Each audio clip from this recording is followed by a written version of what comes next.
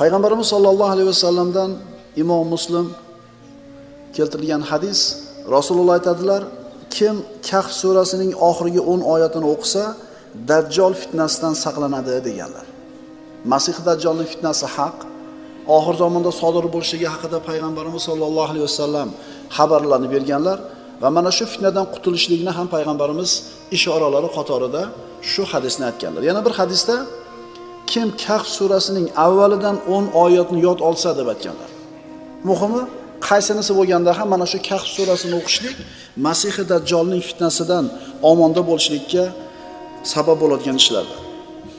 Bu sura inson bolasini har bittasiga duch kelishi mumkin bo'lgan sinovlar, mansab, mol dunyo yoki bir hasad, harislik, dunyoda bir katta bir imkoniyatlarga ega bo'lishlik, shunga o'xshagan sinovlarga duch kelinganda insonni o'zini qanday tutishligiga dars, ibratlar bor.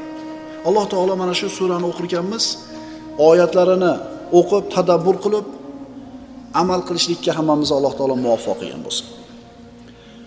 Qur'onning ulug'ligi. Payg'ambarimiz sollallohu alayhi vasallam aytadilar: "Man ta'allamal Qur'ana matta'ahu Allohu bi aqlihi hatta yamut."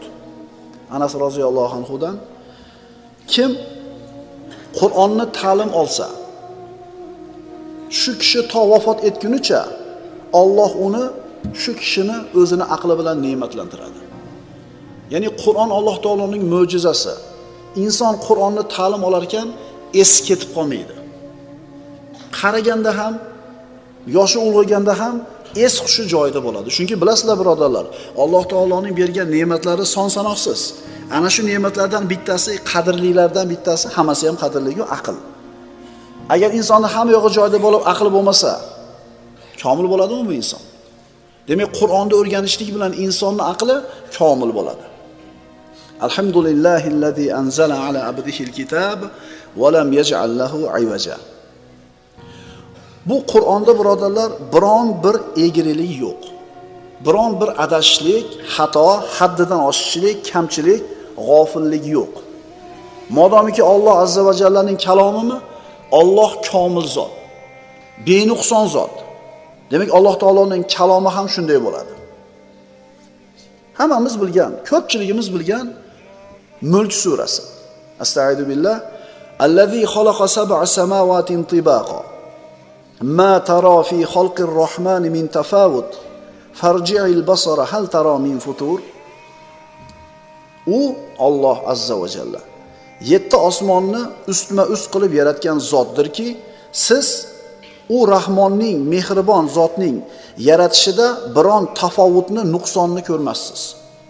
Alloh taolo nimani yaratgan bo'lsa, komil suratda yaratgan. Endi ko'zingizni yana samoga qaytaringchi, unda biror futur, yoriqni ko'rurmisiz?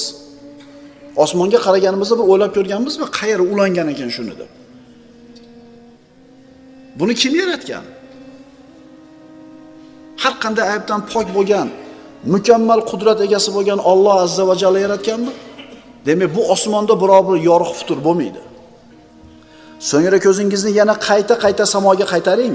Ko'zingiz sizga charchab, holdan toygan holda qaytur. Lekin Alloh taoloning maxluqidan, mana shu osmondagi maxluqidan biron nuqsonni topmas. Osmon, koinot Alloh taoloning maxluqi. Qur'on Allohning kalomi. Komil bo'lgan Robbimizni maxluqlari mukammal bo'lgandek birodarlar, yaralishida. Allohning kalomi ham mukammal. Nuqson kamchilik yo'q. Birodarlar, kitob borki, unda bir adashishlik albatta bor. Faqat Qur'onda yo'q bu narsa. Eng zo'r shoir bo'lsin, eng zo'r adib bo'lsin, eng kuchli yozuvchi bo'lsin, albatta bitta kitobning o'zida bir necha marta bir qarama-qarshiliklar chiqadi. Faqat buni biz e'tibor bermaymiz. Chunki Alloh taolo o'zining kitobidan boshqa har qanday kitobni nuqsonli bo'lishini xohladi. Faqat Qur'on benuqson. Bu Qur'on bizga nimani o'rgatadi? O'limni borligini eslatadi. Azizlik bilan birga xorligi borligini eslatadi. Har bitta ishda hisob kitobi borligini eslatadi. har bitta ishni kuzatuvchisi bor ekanligini eslatadi va qiyomat kunida har bitta qilingan katta kichik ishni mukofot yoki jazosi borligini eslatadi. Birodarlar, doim bir xil bo'lavermaymiz. Yoshlar hozirgi quvvatimiz vaqtincha. Chunki otalarimizga quloq solsangiz, bular ham sizlardaqa bizdaqa quvvatli bo'lgan. Zehnlari bunaqa bo'lmagan hozirgidaqa. Xotirasida bir narsa turmaydigan bo'lib qolgan. Siz bilan bizniki ham shunday. Biz ham qaraymiz, Alloh nasib qilsa. Alloh nasib qilsa qarilikka yetsak, biz ham zaif holatga kelamiz. Bizni ham ortimizdan o'lim farishtasi xarador bo'lib keladi. Ana undan keyinchi?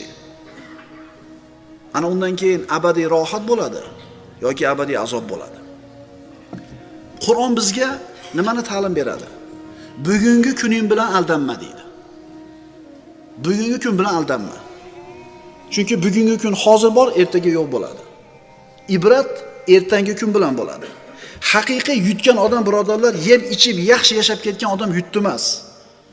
Mana shu vaqtincha dunyoda oxiratiga ishlab qolgan odam yutdi. Kim yoshligi bilan aldanib qolyapti? Kim boyligi bilan, kim mansabi bilan? Alloh taolo siz bilan bizni mana shu kitobida ogohlantirib aytadiki, astag'idu billah, fala taghurrannakumul hayatud dunya va la yaghurrannakum billahil g'urur. Bas, hargiz sizlarni hayotda dunyo aldab qo'ymasin. Va hargiz sizlarni g'urur, ya'ni shayton aldab qo'ymasin. Shayton oldaydi. Hali yoshsan deydi. Bilgiysan deydi. O'ynab ol deydi. Umringda bir marta bo'ladigan to'y. Bir chiqsang chiqibsan-da o'sha mashinaga. Keyin nima qilib olasan? Tavba qilib olasan. Keyin nima qilib olasan kelindi ham? Tarbiyalab olasan. Aldab qo'ymasin, birodarlar. Aldab qo'yib, umringda bir marta bo'ladigan to'yingni ma'siyat, gunohga to'ldirasanmi? Isrof bilan o'tkazasanmi? Shayton mana shunday deb oldaydi. Inson g'ofil bo'ladi, adashgan bo'ladi, chalg'igan bo'ladi. Dunyoni dirham, dinoriga, dunyoni shahvatiga, zeb-ziynatiga aldangan bo'ladi. Payg'ambarimiz sollallohu alayhi vasallamdan, mana Imom Termiziydan keltiriladi hadis. Rasululloh aytadilar. Qarang, kitob bizga nimani ta'lim beryapti? Televizorda yasagan televizorda ham boshqa nima qo'shib beradi? O'z lillahil masalul a'la. Instruksiya po применению deydi. Olasiz, bilasiz, to'rtta knopkasini ishlatishni, bunday yoqishni bilasiz, kanaldan kanalga olishni bilasiz, shuni bilasiz. Ichida bir dunyo funksiyasi bo'ladi.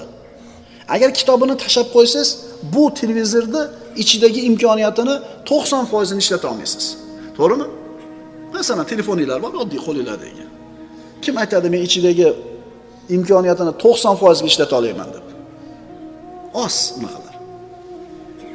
Alloh taolo koinotni yaratdi, insonni dunyoga keltirdi va mana shu koinotda qanday yashash kerakligini Qur'onni tushunib o'rgatib qo'ydi.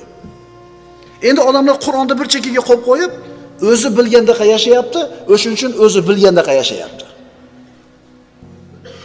Topgani ham norozi, topmagani ham norozi. Bori ham ming'illayapti, yo'g'i ham ming'illayapti. Sog'i ham shukr keltirmayapti, kasali ham shukr keltirmayapti. Chunki Alloh taolo bergan kitob bo'yicha yashaganida zo'r bo'lar edi. Qarang, qanday yashash kerak edi. Payg'ambarimiz aytadilar: "Man kanatil axiratu hamma, ja'alallohu ghinahu fi qalbihi." Kimning g'ami oxirat bo'lsa, ya'ni dunyoga kelishdan maqsadi Allohning roziligi. Hamma ishidan maqsadi Allohning roziligi bo'lsa, nima bor unda? Unda nima bor? Alloh boylikni, ya'ni xotirjamlikni uning qalbiga joylab qo'yadi. Rozi bo'ladi hayotidan, qancha bo'lsa ham qo'lida. Ishini jamlaydi. Ishini boshi bor, oxiri bor. Dunyo unga oqib keladi, vaholanki u behojat bo'ladi u narsadan. Kelibdimi? Ha, bo'pti, alhamdulillah. Endi va man kanatid dunya hamma ja'alallohu faqrahu bayna aynayhi. Ammo endi kimning g'ami dunyo bo'lsa, unda nima bor? Haligi karra deb qo'yinglarda tushunish uchun osonroq. 2 kere 2 bo'lsa 4, 3 kere 3 bo'lsa 9. Shuni haqiqat bu. Agar o'xshatish mumkin bo'lsa, agar oxirat g'ami birinchi o'rinda bo'lsa, hamma g'am tashvishing Allohning zimmasiga, agar hamma g'aming dunyo bo'ladigan bo'lsa, unda nima bor? Kimning g'ami dunyo bo'lsa, Alloh uning ikki ko'zini o'rtasiga uning faqirligini bitib qo'yadi. Farqi yo'q qo'lida qancha dunyo borligi. Bu faqir deb peshinasiga yozib qo'yilgan. Akalar, biram katta korporatsiyalarda prezidentlari bor. Biram katta bir konsernlarda xo'jayinlari bor. Yetmaydi shularga. Agarchi o'sha bosib qo'ygan pulini nonda o'rnida yeganida qog'ozini u sarf qilib pas tugamas edi. Lekin nimaga yetmaydi ularga? 20 ta dedingiz, yetdim, yetmaydi. Chunki payg'ambarimiz aytib qo'yapti bu hayot formulasini, agar aytish mumkin bo'lsa. Agar g'aming dunyo bo'lsa, hech qachon boy bo'lmaysan. Chunki doim nima qilaveradi? Yetmay turaveradi. Alloh uni ishini sochib qo'yadi. Dunyodan esa faqat unga yozilgan narsagina yetib keladi. Demak, bu Qur'on siz bilan bizga mana shu hayotni, koinotni yaratgan zot Alloh azza va jallani ta'limotini beryapti. Qanday yashashligimiz kerakligini Qur'on siz bilan bizga ta'lim beradi. Dunyo ne'matlarini birodarlar oxiratda ne'matlarga hargiz taqqoslab bo'lmaydi. Mana o'tgan darsimizda aytdik, hozir bir yengil qilib takrorlab qo'yamiz. O'tgan darsimizda nima bilan tugatdik darsimizni? Kim esida bor? Guruch sanadik. Qoshiqda bizga bug'doyni sanadik. Eslaysizlar-a? Alloh taolo haqiqiy yutuqqa yetgan bandalar oxiratda yetishligini xabarini bergan. Dunyoda yetmay qolishi mumkin, xo'p. Dunyoda topolmay qolishingiz mumkin, xo'p. Lekin bu yutuq yoki yutuq emas. Dunyoda Allohni tanimasdan o'tganlarning oqibati nima bo'ldi borgan joyi? Aytinglarchi? Mana haqiqiy yutuq bugungi kun bilan aldanib qolmaslik. Qiyomat kunida najotga yetishlik. Mana shu haqiqiy yutuq.